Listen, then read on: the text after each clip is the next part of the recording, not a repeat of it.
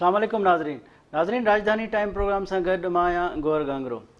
नाज़रीन ताज़ो जेको गॾियल पार्लियामेंट जे इजलास में FATF जे हवाले सां तरमीमूं कयूं वयूं, 8 तरमीमी बिल पेश कया विया, जंहिंमें हिन गॾियल इजलास में अपोज़िशन वॉकआउट कयो। चयो इहो पियो वञे त जेतोणीकि अपोज़िशन जेका पंहिंजी गॾियल इजलास में जेका उन्हनि जी अददी बरतरी हुई, जेको उनजो अंग हुयो उहो शो न करे सघिया ऐं वॉकआउट करे हलिया विया। जॾहिं त अपोज़िशन जे वञण खां पोइ हुकूमत खे इहा आसानी थी वई ऐं जेका अपोज़िशन जा गैर हाज़िर मेंबर हुया उन्हनि जो बि उन्हनि खे फ़ाइदो थियो ऐं अपोज़िशन जो ऐवान में न हुजण खां पोइ इहे तरमीमूं पास कयूं हुयूं। पर अपोज़िशन इन खे सख़्तु तनक़ीद जो निशानो बणायो वियो आहे त इहे जेके FATF जे आड़ में इहे बिल पास कया विया आहिनि, तरमीमूं कयूं आहिनि, इन्हनि तरमीमुनि सां अपोज़िशन खे चीबाटण जी कोशिशि कई वेंदी। जॾहिं त वज़ीर आज़म इमरान ख़ान साहिब जो चवणु आहे त FATF में जेका असां कानून साज़ी कईसीं, जेका तरमीम कईसीं, इन मामले में अपोज़िशन हुकूमत खे ब्लैकमेल करण जी कोशिशि कई आहे। हाणे इन तरमीमुनि में हिक ॿिए ते इल्ज़ाम आहिनि ऐं अपोज़िशन ते इहो सुवालु आहे त अणसिधो हुकूमत सां अपोज़िशन इहो सहकार कयो आहे। इहे सभु मामला आहिनि, नंढड़ी मामलनि ते ॻाल्हाईंदासूं। ॿियो APC सुभाणे थियणी आहे। अपोज़िशन जे तरफ़ां काफ़ी अरसे खां पोइ APC तय थी आहे, उन में अपोज़िशन जूं पार्टियूं शरीक बि थी रहियूं आहिनि। ॾिसिजे त उन APC में छा नतीजो निकिरे थो। इन्हनि सभिनी मामलनि ते ॻाल्हाईंदासूं। अॼु असां सां मोज़िज़ महिमान मौजूदु आहिनि। नुसरत वाहिद साहिबा जेका पाकिस्तान तहरीक इंसाफ़ में क़ौमी असम्बली जी मेंबर आहे। ॿियो असांजो मोज़िज़ महिमान आहे शाकिर सोलंकी साहब जेको सीनियर सहाफ़ी आहे। नुसरत साहिबा, आपसे मैं स्टार्ट लूँगा इस शो का।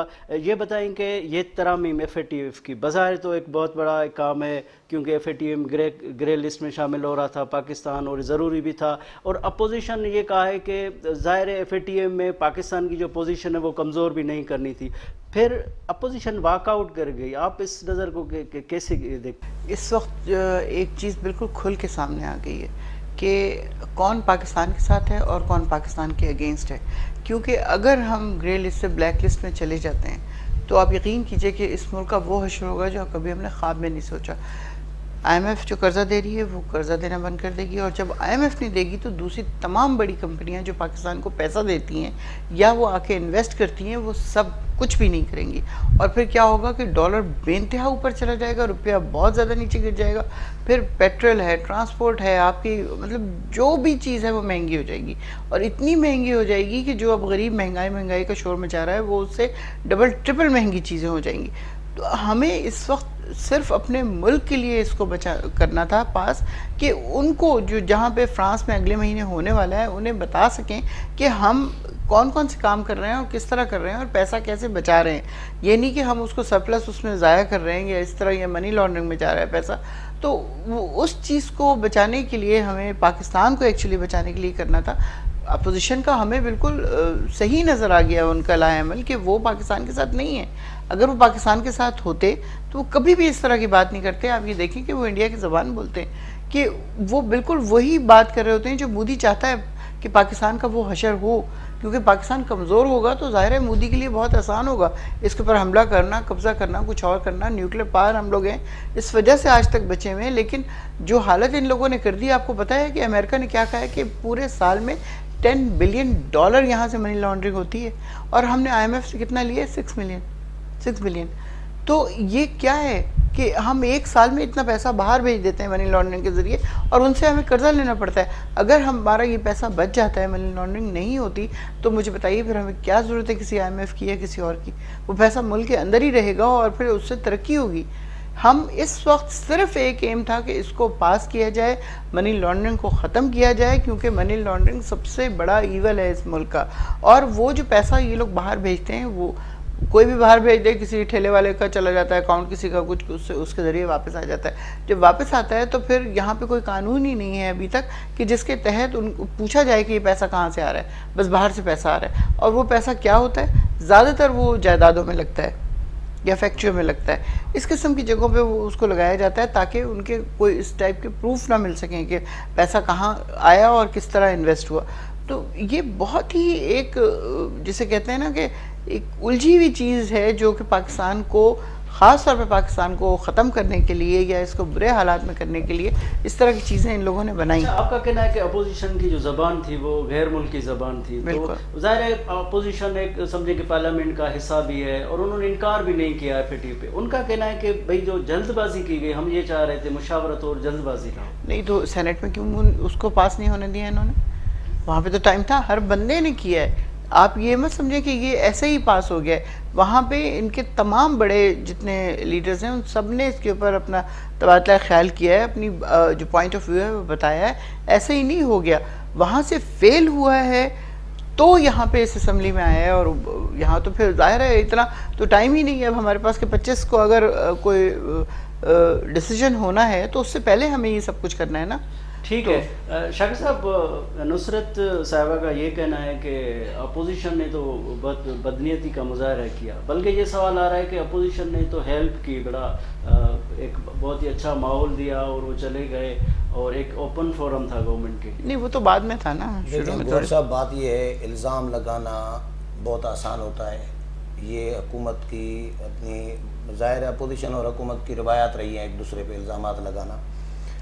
اپوزیشن بھارت کی مودی کی زبان بول رہی ہے. مجھے تھوڑا سا مذاق لگ رہا ہے میڈم کا کہ کیسے آپ کو لاکھوں ووٹوں کے ساتھ آپ کے وہ منتخب ہو کر آئے ہیں, لوگوں نے, عوام نے ان کو بھی منتخب کیا ہے, تو ان کو ایجنٹ قرار دینا میرا خیال ہے مناسب نہیں ہے.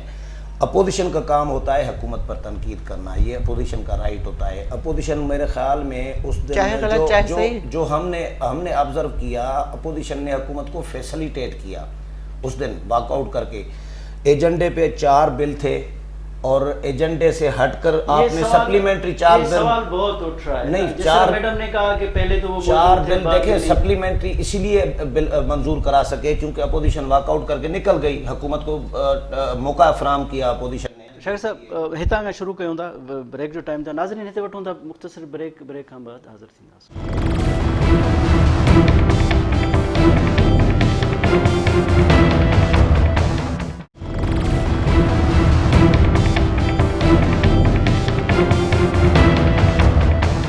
ناظرین ویلکم بیک. شاکر صاحب تاں یہ ॿुधायो पिया त हिकिड़ी रिवायतूं पार्लियामेंट जी हूंदियूं आहिनि.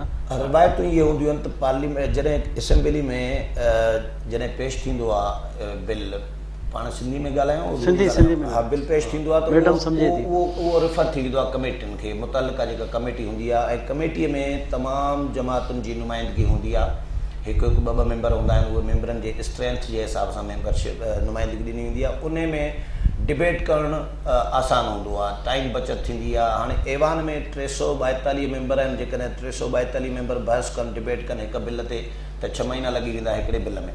इन जे करे कमेटियूं हूंदियूं आहिनि त कमेटी उनखे सेट करे, जेको बि नोक पलक सिधी करे, जेके बि पार्टियुनि जा रिज़र्वेशन आहिनि, तजवीज़ूं आहिनि, तरमीमूं आहिनि, उहे शामिलु करे ऐवान में वरी ॿीहर खणी अचनि. ही बिल बि विया, कुझु बिल जेके गुज़िरियल सेशननि में गुज़िरियल सेशननि में जेके मंज़ूर कराया हुकूमत, उन्हनि में पीपल्स पार्टी ऐं नून लीग पंहिंजूं तरमीमूं शामिलु करायूं, तजवीज़ूं उन्हनि जूं शामिलु हुयूं. मां सवाइ JUI हुननि सां हिसो न वरितो, तजवीज़ूं पंहिंजूं तरमीमूं उन्हनि खे कोन ॾिनियूं हुकूमत खे.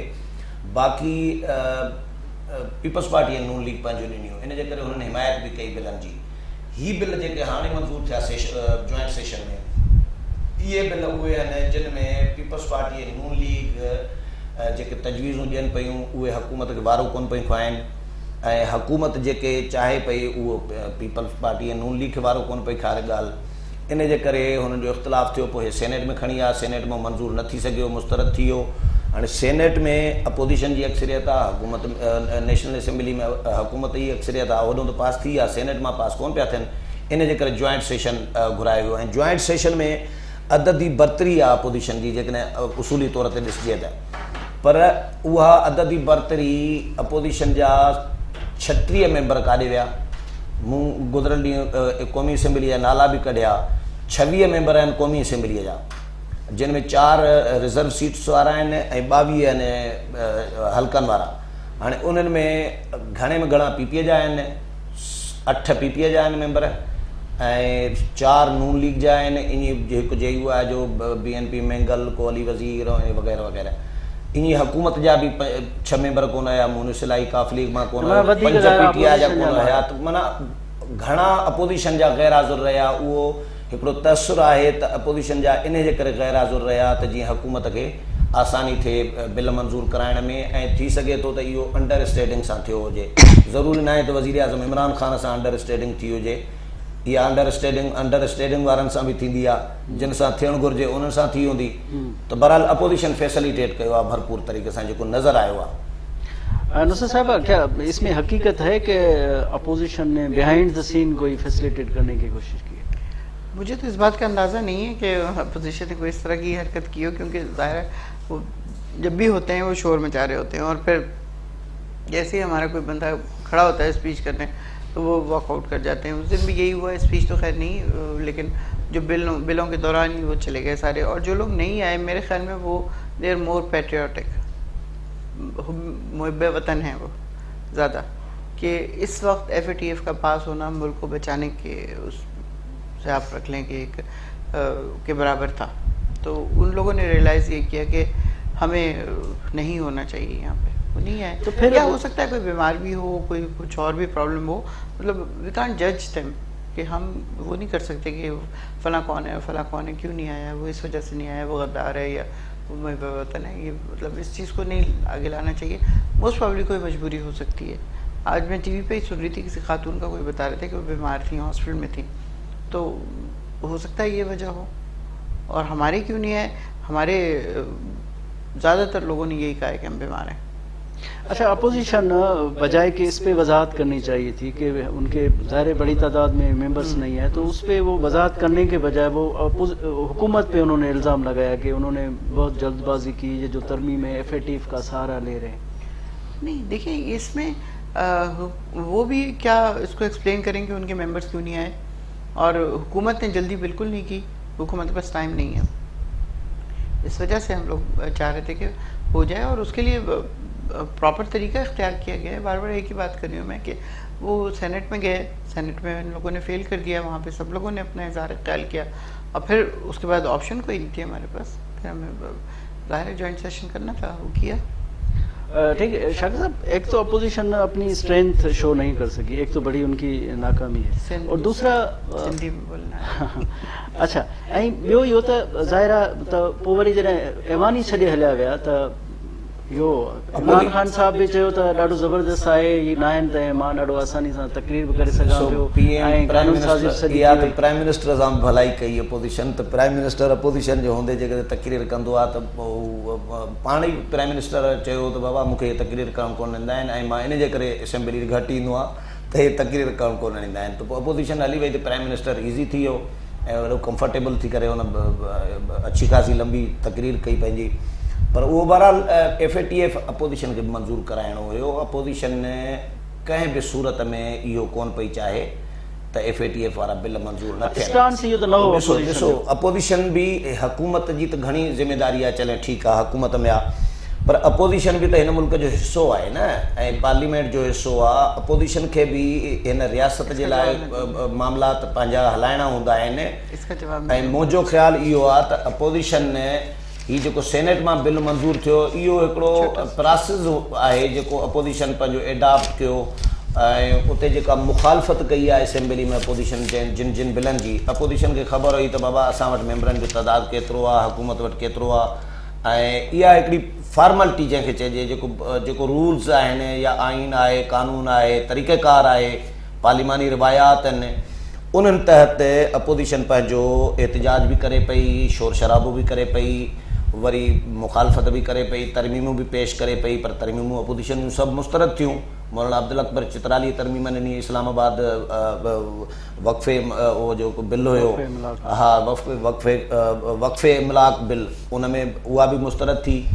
त हुननि खे ख़बर हुई त असांजी मुस्तरद थियणियूं आहिनि, रद्द थियणियूं आहिनि तरमीमूं बि, ऐं शोर शराबो बि असांखे करिणो आहे। इहा सॼी हिकमत अमली नून लीग पीपल्स पार्टी JUI सभु जमातुनि मिली करे कई, ऐं इहो बि तय थियलु हुयो त 4 बिल जेके एजेंडे ते आहिनि, जेॾी महिल उहे मंज़ूर थी वेंदा त उन खां पोइ असां वॉकआउट कंदासीं, ऐं पोइ हुकूमत खे जेके मज़ीद जेके 4 सप्लीमेंट्री बिल हुया जेके एजेंडे में शामिल न हुया, उहे हुकूमत भले पास कराए पंहिंजा।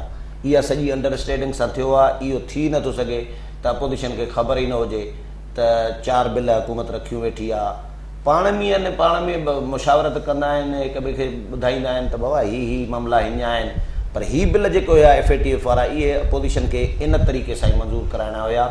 ऐं अपोजिशन जेकॾहिं चाहे अपोजिशन त हुकूमत कंहिं सूरत में मंज़ूर कोन पई कराए सघे, जॉइंट सेशन में बि सेनेट में बि, पर अपोजिशन खे ईअं करिणो हुयो। ऐं जिन खे करिणो हुयो, जिन खे बिल मंज़ूर कराइणा हुया, उन्हनि सां अंडरस्टैंडिंग हुई। चेयरमैन सेनेट में छा थियो, अक्सरियत हुई न अपोजिशन वटि, चलो उहो खुफ़िया राय शुमारी हुई, ही त खुफ़िया राय शुमारी कोन हुई, ही त खुलियो ओपन वोट हुयो, वॉइस वोट हुयो, ऐं ॻणप थिए पई, चैलेंज थिए पई। त अपोजिशन जे मेंबरनि खे कंहिं चयो, हाणे मां त नथो चई सघां त पार्टी क़यादत चयो, कंहिं ॿिए फ़ोन कई, कंहिं त बाबा न अचिजो, तव्हां हेतिरा माण्हू न ईंदा। ज़रदारी साहब चलो बीमार, ऐं हिकिड़ो खुर्शीद शाह जेल में, बाक़ी जेके 6 मेंबर हुया उन्हनि जो स्टेटस छा आहे? ख़ालिद लुंड छो न आयो, रोशन जूणे जो छो न आयो, आमिर मक्सी छो न आयो? अपोजिशन ज़ाहिर वज़ाहत बि न कई आहे त माना उहो न आया था। मां राजा परवेज़ अशरफ ऐं नवीद कमर खां गुज़िरियल ॾींहुं पुछियो त ही छो न आया, त हुननि चयो त इन्हनि जी का ख़बर न आहे। बाक़ी हिकिड़ी सेनेटर रुबीना ख़ालिद बीमार हुई, खुर्शीद शाह जेल मां, बाक़ी जो को पतो कोन्हे त उहे छो न आया। मखदूम जमील ज़माने जो जेनवन केस आहे, उन खां फ़ौतगी थी, उहो बि न आयो। त हाणे उहो पार्टी क़यादत ॾिसो, जेकॾहिं पार्टी क़यादत जे मर्ज़ीअ सां इहे गैर हाज़ुर न रहनि हा त पार्टी क़यादत जे ख़िलाफ़ एक्शन खणिया, नोटिस वठिया, माना उन्हनि जे मर्ज़ीअ सां गैर हाज़ुर रहिया। ठीक है नुसरत साहिबा, पहले इनकी छोटी सी बात का मैं जवाब दे दूं। ये बार बार ये बात कर रहे हैं कि अपोजिशन भी पाकिस्तानी है, वो भी पाकिस्तान के हमदर्द हैं। बिल्कुल पाकिस्तानी हैं, लेकिन पाकिस्तान के हमदर्द नहीं है, क्योंकि अगर वो पाकिस्तान के हमदर्द होते तो जितनी लंबी उनको हुकूमत मिली थी, कुछ नहीं तो 1-2 हॉस्पिटल इस तरह के बना देते जो आवाम के लिए कुछ काम आते। न सिर्फ यहाँ पंजाब में नहीं है, बल्कि सिंध में तो बिल्कुल ही नहीं है। पीपल्स पार्टी के हॉस्पिटल के हवाले जहाँ पे खुद भी इलाज कराते, लंदन में जाना न पड़ता। बिल्कुल आप ये देखें ना कि हम इकॉनमी का क्या हशर कर दिया। PIA डूबती चली गई और एयर ब्लू ऊपर चली गई। उस स्टील मिल को देखें, चलती हुई स्टील मिल को प्लग निकाल के बंद किया गया, वहाँ पे आज भी उसमें वो सारा लोहा जमा हुआ है, जिस हालत में उसको बंद किया गया था, सिर्फ तबाह करने के लिए बंद किया था ना कि वो, और उसके बाद वो तमाम लोगों को तनख्वाह दे रहे हैं और अभी तक दे रहे हैं। अब जो हुकूमत ने फैसला किया, 2 साल कोशिश की कि उसको किसी न किसी तरह ऑपरेट करें, लेकिन वो हो नहीं पाएगा हम लोगों से, तो उन्होंने कहा कि हम इसको बेच देते हैं। और जितने एम्प्लॉयज़ हैं उनको कोई 23 लाख रुपीज़ मिल रहे होंगे, जो उनमें से शायद ही किसी ने कभी ख्वाब में सोचे हों कितने पैसे मिल जाएं, उससे वो कुछ भी कर सकते हैं, कारोबार कर लें, कुछ और कर लें। मैं सिर्फ इतनी सी बात कर रही हूँ कि सिंसेरिटी आपकी शो करती है आपके एक्शन से। क्या आपने अपने दौरे हुकूमत में कुछ किया? कोई ऐसा काम किया? सिंध मैं सिंध की सदर हूँ, मैं 2012 से सिंध के हर शहर में जा रही हूँ। आप यकीन करें, वहाँ पे जो गुर्बत मैंने देखी है, जो रंग लोगों के देखे हैं, वो इतने काले हैं कि वो ओरिजिनल काला रंग नहीं होता, इवन अफ्रीकन के नहीं होते। जब पूछने में पता चला तो वो हेपेटाइटिस C है उनको। वो नमक का पानी पीते हैं, और वो नमक का पानी पी के उनके गुर्दे, ज़ाहिर हर चीज़ ख़राब हो चुकी है, उनकी रंगत तो वो है ही नहीं कि जो कि एक इंसान की रंगत होनी चाहिए। इन लोगों को किस चीज़ की परवाह है, मुझे बताएं। आज भी ये वहाँ जाके दौरे करके आ जाते हैं, कोई उसका एक्शन नहीं होता बाद में कि आप थोड़ा थोड़ा करके लगा देते जो आपको मिल रहा था। चलो सारा नहीं लगाया तो अब नवाज शरीफ के बारे में लोग कहते हैं ना, लगाया खाया तो लगाया तो ठीक है। हाँ, वक्फे का टाइम। नाज़रीन, हिते वठूं था मुख़्तसर ब्रेक खां बाद हाज़िर थींदासीं।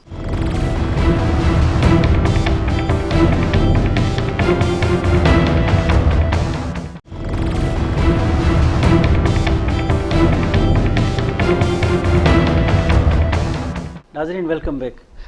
शाकिर साहब, आख़िरी सवाल हिन ते FATF ऐं क़ानून साज़ी जे हवाले सां कयूं था, उन खां पोइ वरी पाण APC ते जेका सुभाणे थींदी आहे उन ते ईंदासूं।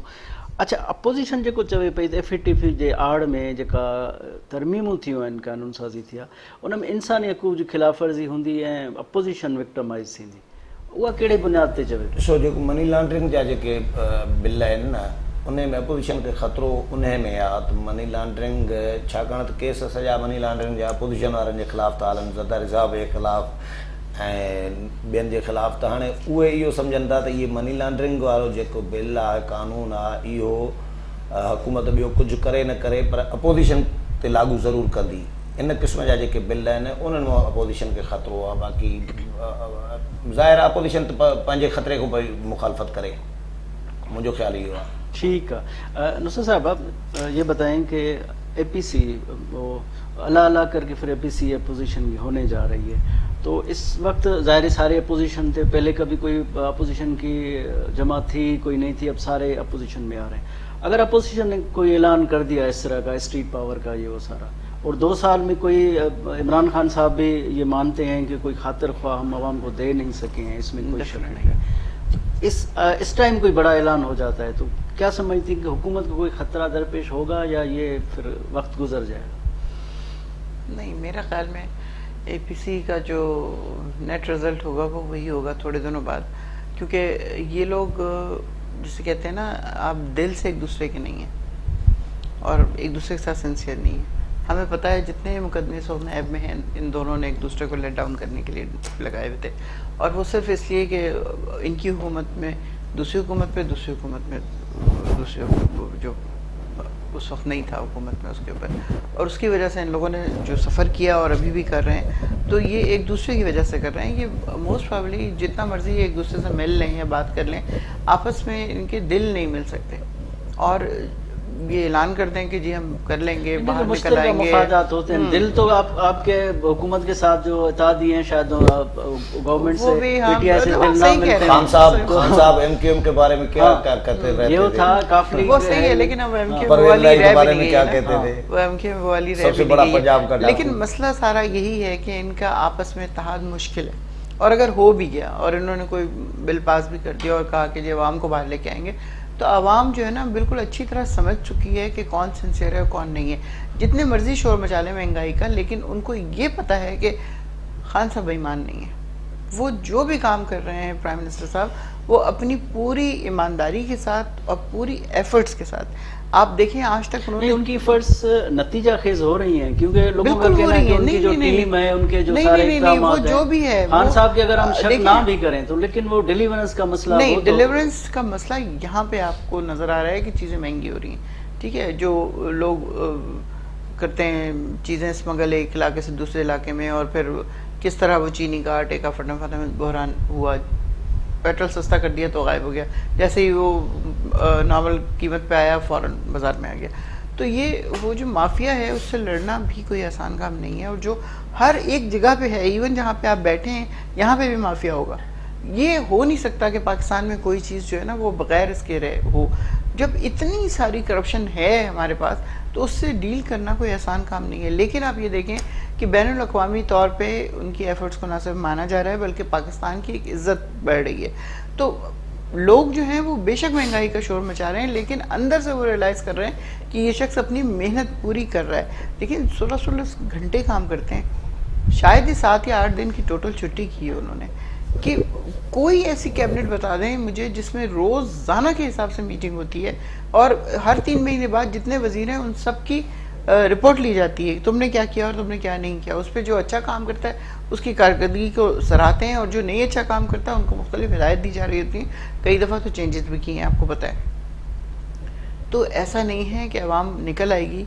हमने देखा है पहले भी एतमाद नहीं है कि अगर वो कॉल देंगे भी तो भी अवाम नहीं निकलेगी, अवाम नहीं निकलेगी। वो 500 रुपये पर डे पे ले आते हैं, तो वो भी उनको नहीं मिलते बेचारों को। तो चलो ठीक है। शाकिर साहब इहो ॿुधायो त अपोज़िशन जी जेका APC थिए न पई, हाणे थियण वञे पई, छा उहो एतमाद बहाल थी वियो आहे जेको पहिरियां न हो? न, एतमाद बहाल कोन थियो आहे। ऐं अपोज़िशन पहिरियों जेको APC जो महाज़ आहे उहो आहे एजेंडा ते डिस्कस कंदे कंदे हुननि 3 महीना 2.5 महीना APC डिले कई।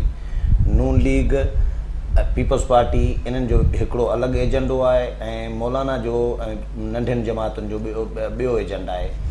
हाणे मौलाना ऐं नंढियूं जमातूं जेके आहिनि 8-9 हुन सां गॾु आहिनि, उहे चाहिनि थियूं त हुकूमत खे अॼु जो अॼु किराइजे, ख़तमु कजे ऐं नयूं इलेक्शन थियनि। पर इलेक्शन थियण खां पहिरियों इंतिखाबी इस्लाहात थियनि, छाकाणि त हुननि खे इहा तकलीफ़ आहे त इदारनि जी जेका मुदाख़लत आहे इलेक्शन में या नतीजनि में, रिज़ल्ट में, उहा बंदि थियणु घुरिजे। हिन जो इहो डिमांड आहे, छाकाणि त हिन माहौल में इंतिखाबी इस्लाहात खां पहिरियां ई जेकॾहिं इलेक्शन थींदा, थी सघे थो PTI खे ई वरी 2/3 मेजॉरिटी सां आणनि। 2/3 मेजॉरिटीअ सां अपोज़िशन इहो सम्झे थी त 2/3 मेजॉरिटीअ सां PTI आई त PTI वरी ख़तरनाक थींदी, अरिड़हीं तरमीम ख़तमु करे छॾींदी, ॿिया मामला माना जेको चाहे उहो कंदी।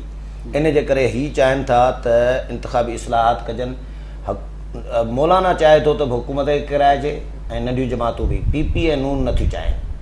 हाणे एजेंडो हिते इतफ़ाक़ न थियण जे करे एजेंडा ओपन रखियो वियो आहे। मूं वटि हाणे मैसेज आयो आहे, पेज आयो आहे एजेंडा जो, एजेंडा जी कापी आई आहे मूं वटि। उन ॿ नुकाती एजेंडा आहे, हुकूमती कारकर्दगीअ जो जाइज़ो ऐं ॿियो एजेंडा आहे त बाक़ी जेको माना सियासी जमातूं जेके पंहिंजा पंहिंजा एजेंडा पेश कंदियूं उन्हनि ते डिस्कशन। माना इतफ़ाक़ राय न थियण जे करे एजेंडा ओपन रखियो वियो आहे। माना एजेंडा ते इत्तेफ़ाक़ न आहे, एपीसी जो पहिरियों महाज़ एजेंडा आहे त एजेंडे पहिरें महाज़ ते ई नाकामी थी आहे। त मुंहिंजो न आहे ख़्याल त का वॾी का मूवमेंट, का तहरीक, का अपोजिशन इन क़िस्म जी का बि फ़ैसिलो कोन करणु वेंदी। नून ऐं पीपी नथियूं चाहिनि, नून ऐं पीपी इन हाउस तब्दीली बि कोन थियूं चाहिनि। उहो इन जे करे त पहिरीं ॻाल्हि त हुननि खे नाकामी जो ख़तरो आहे। जीअं चेयरमैन सेनेट जे ख़िलाफ़ तहरीक अदम एतमाद में नाकामी थी, FATF बिलनि ते नाकामी थी, त होॾे बि नाकामीअ जो ख़तरो अथनि इन हाउस तब्दीलीअ में।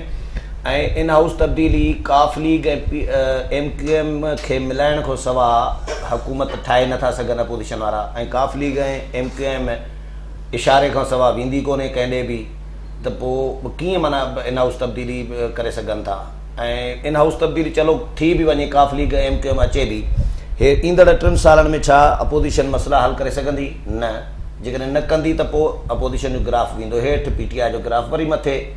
इन जे करे हू इन हाउस तब्दीली में इंट्रस्टेड न आहिनि। हू इन में इंट्रस्टेड आहिनि त कंहिं तरीक़े सां इंतिखाबी इस्लाहात ते कमु कजे। उन खां पोइ हिन हुकूमत खे जेतिरो टाइम हलणु घुरिजे, हुकूमत डिलीवर न कंदी त हुकूमत जी पंहिंजो ग्राफ हेठि वेंदो ऐं असांजो ग्राफ ईंदड़ इलेक्शन बहितर थींदो। इहो अपोजिशन जो हिकिड़ो पंहिंजो ख़्यालु आहे जेका डिस्कशन इजलासनि में कई वई आहे। मुंहिंजो न आहे ख़्यालु त अपोजिशन को वॾो फ़ैसिलो कंदी हुकूमत जे ख़िलाफ़। अच्छा नुसरत साहिबा, क्या हुकूमत भी रिलैक्स है? जिस तरह शाकिर साहब ने कहा कि वो खुद ही मुत्तफिक नहीं हो रहे हैं, आपने भी कहा कि अवाम उनका साथ नहीं देगी, तो अब क्या समझते हैं कि हुकूमत इसी वजह से रिलैक्स है कि अपोजिशन वो दमखम है नहीं, स्ट्रीट पावर वो शो कर नहीं पाएंगे, इसी वजह से आप अपोजिशन को हुकूमत इतनी खातर में भी नहीं लाती, इवन मुशावरत में भी? नहीं, हुकूमत रिलैक्स बिल्कुल नहीं है, क्योंकि ये लोग बहुत अजीबोगरीब हरकतें करते रहते हैं असम्बली के अंदर, असम्बली से बाहर। मतलब इतनी प्रेस कॉन्फ्रेंसेस होती हैं कि आधा घंटा, एक घंटा एक बोल रहा है, फिर दूसरा बोल रहा है, फिर तीसरा बोल रहा है, फिर उधर वसन से शुरू हो जाते हैं। तो ये नहीं कि वो उन्होंने रिलैक्स टाइम दिया हुआ है हम लोगों को, ऐसी कोई बात नहीं। ये मुझे पता है कि इनका इत्तेहाद नहीं है और इनका इत्तेहाद हो भी नहीं सकता। ये जितना मर्जी शो कर लें, नहीं हो सकता। बिलावल कैसे भूलेगा कि उसकी माँ के साथ क्या क्या कुछ किया है इन लोगों ने? मतलब ये दिस इज सो स्ट्रेंज कि अगर वो सारा कुछ भूल के इनके साथ दिल से इत्तेहाद कर लेता है। वक्ती तौर पे हो जाएगा थोड़ा बहुत, लेकिन ऐसा नहीं हो सकता। ठीक है शाकिर साहब, ज़ाहिरा APC थींदी, ऐलान थींदा, पोइ मरहले वार हिकिड़ो जेको बज़ाहिर नज़र अचे पियो त को रैपिडली अहिड़ी शइ कोन थींदी 1 पॉइंट एजेंडा ते त बाबा स्ट्रीट पावर ॾेखारिणो आहे जल्दी। ज़ाहिरा मरहले वार शयूं थींदियूं, पहिरियां जलसा, पोइ हीअ शइ, पोइ हीअ शइ, तेसि ताईं इलेक्शन में वेझी अची वेंदी। पोइ ज़ाहिरा हिननि खे वरी फील्ड में वञी हिकु ॿिए जो मुखालिफ़ बि थियणो आहे। त हीअ त इहे सख़्त रखनि था हेतिरी आख़िर ताईं गॾिजी रहनि ऐं उन एजेंडा ते वरी अमल करे सघनि। ॾिसो, अपोजिशन में जेके बि पार्टियूं हूंदियूं आहिनि, तोड़े जो उन्हनि जा तरजीहात पंहिंजूं पंहिंजूं अलॻि अलॻि हूंदियूं आहिनि, सियासी इख़्तिलाफ़ बि हूंदा आहिनि, पॉलिसियूं अलॻि हूंदियूं आहिनि, पर उन जे बावजूदि छाकाणि त हू अपोजिशन में आहिनि ऐं हुननि जी मुखालफ़त में हूंदी आहे हुकूमत, त हू गॾु हुननि जो हलणु मजबूरी हूंदो आहे। हाणे जमायत इस्लामी उहा न MMA में आहे, न मौलाना सां गॾु आहे, न अपोजिशन सां गॾु आहे। उहा पंहिंजी हिकिड़ी सोलो फ्लाइट कंदी रहंदी आहे, पर उन जे बावजूदि MMA जे प्लेटफॉर्म तां अब्दुल अकबर चित्राली MMA जे प्लेटफॉर्म तां चूंडू लड़ी आयो आहे न, त उन जे बावजूदि हू अपोजिशन वॉकआउट करे थी त अपोजिशन सां हले वेंदो आहे, तक़रीबन घणे भाङे हले वेंदो आहे। सिराजुल हक़ गुज़िरियल ॾींहुं गुज़िरियल जेको जॉइंट सेशन थियो उन में अपोजिशन सां गॾु हुन बि शोर शराबो कयो पई, एहतजाज कयो पई, छाकाणि त हुननि जी तोड़े जो हुननि सां पॉलिसियूं टकराव हूंदियूं आहिनि, पर अपोजिशन हूंदी आहे, हिन जे करे अपोजिशन सां गॾिजी हलणो हूंदो आहे। ऐं मुंहिंजो ख़्यालु आहे त हीअ फ़िलहालु 2 साल नून लीग ऐं पीपल्स पार्टी कंहिं न कंहिं तरीक़े सां 1.5 साल हीअ हलाईंदा कढंदा। 1.5 साल खां पोइ हूअं ई आख़िरी साल 1.5 जेको थींदो आहे उहो इलेक्शन जी तयारीअ जो साल, जलसनि जुलूसनि जो, عوامی کمپین یہ وہ مانا ظاہر ہے یہ پھر یہ گھسیٹیں گے ایک دوسرے کو. مجھے خیال ہے 1.5 سال گزاریندا 1.5 سال کو الیکشن کمپین شروع ہوئی. ٹھیک ہے شاکر سولنگ صاحب تھی وڈی مہربانی تان ٹائم ڈنو. نصرت واد صاحبہ شکریہ آپ نے ٹائم دیا. ناظرین یہ شو بدھو ایندڑ راجدھانی ٹائم میں کہ نئے موضوع سے گڈ حاضر تھینداسوں. پنجے میزبان گور گانگرو کے اجازت ڈیندا. اللہ حافظ.